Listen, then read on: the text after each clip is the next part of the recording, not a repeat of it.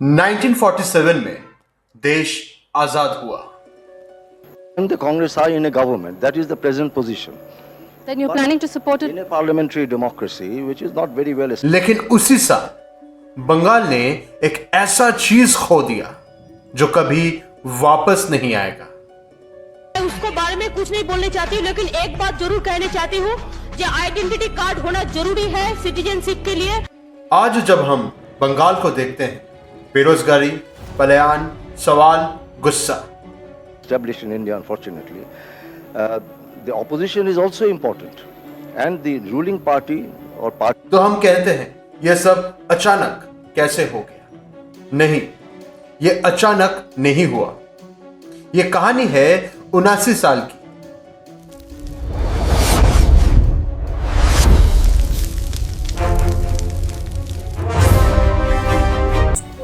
(1947) से पहले बंगाल सिर्फ एक राज्य नहीं था, बंगाल था भारत का आर्थिक दिमाग।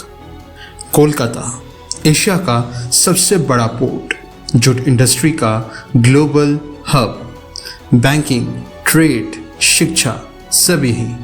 फिर आया बंटवारा। क्या खोया? कच्चा माल।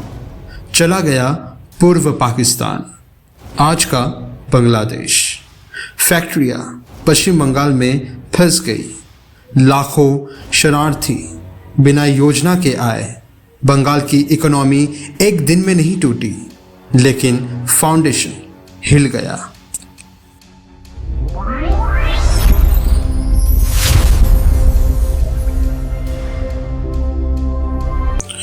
आजादी के बाद बंगाल में सत्ता रही कांग्रेस के पास।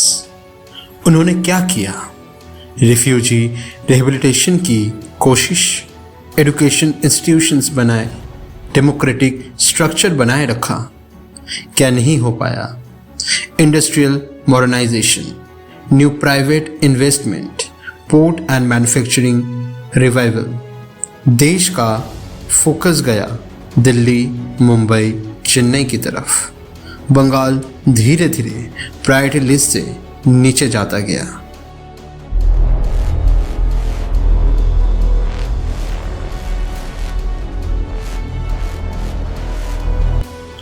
(1977) में आया सबसे लंबा राजनीतिक दौर, लेफ्ट फ्रंट। उन्होंने क्या किया? लैंड रिफॉर्म्स, ट्रेड यूनियंस को ताकत, रूरल एम्पावरमेंट। लेकिन बड़ी कीमत पर इंडस्ट्री एनिमी की तरह देखा गया। प्राइवेट कैपिटल बंगाल से डरने लगी। स्ट्राइक्स, बंद, क्लोजर्स, फैक्ट्रियां बंद होती गई, निवेश भागता गया। सबसे बड़ा नुकसान ब्रेन ड्रेन। बंगाल के इंजीनियर, डॉक्टर, प्रोफेसर नौकरी के लिए बाहर जाने लगे।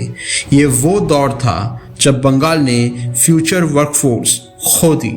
মুখ্যমন্ত্রী থাকাকালীন বালিগঞ্জ ফাঁড়ি থেকে কনভয় ছেড়ে দিয়ে লাল বাতি বন্ধ করে পাম অ্যাভিনিউর বাড়িতে ফিরতেন তিনি।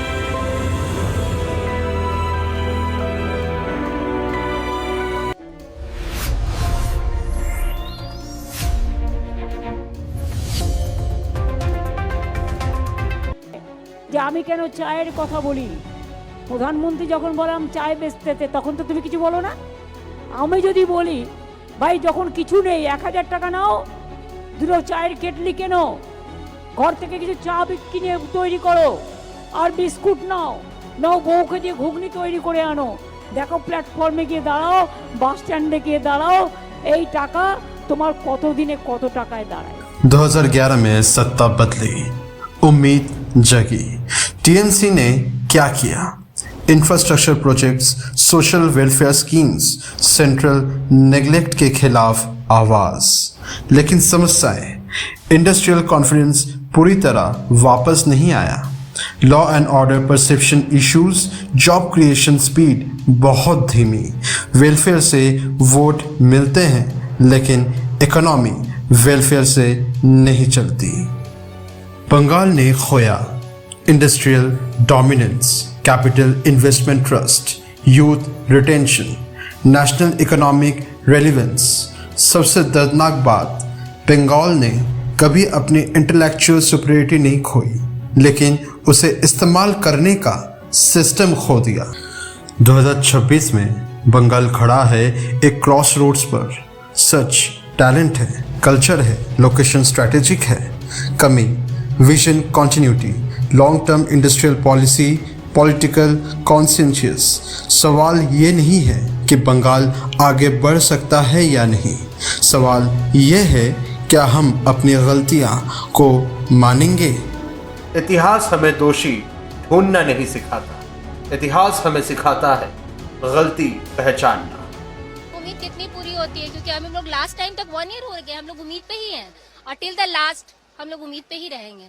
हम लोगों ने सारा प्रोसीड्यूर पूरा करके 2-2 जगह क्वालिफाई करके 3-3 जगह क्वालिफाई करके 7 साल सर्विस करके आज हम लोग सड़क पर हैं। तो अभी भी उम्मीद है, होप फॉर द बेस्ट। और दीदी से यही रिक्वेस्ट करेंगे कि हम लोगों का जो जॉब है, एक ही डिमांड है कि हमें हमारा जॉब वापस दे दीजिए, nothing else but to give our job back. क्योंकि जो समाज अपनी गलतियां नहीं मानता वो उसे दोहराने के लिए मजबूर होता है। রাজ্যে পড়াশোনা করছে, ইনফোসিস উইপ্রো এলো না, তার মানেটা কি? ছেলে মেয়েগুলো একটু ভালো লেখাপড়া শিখেছে, কম্পিউটারটা জানে, ইংরেজি জানে, তারা কোথায়? তাদেরকে আবার ছুটতে হবে বাঙালোরে। अब फैसला आपका है कि बंगाल बदलेगा या याद करेगा कि हम कभी क्या थे।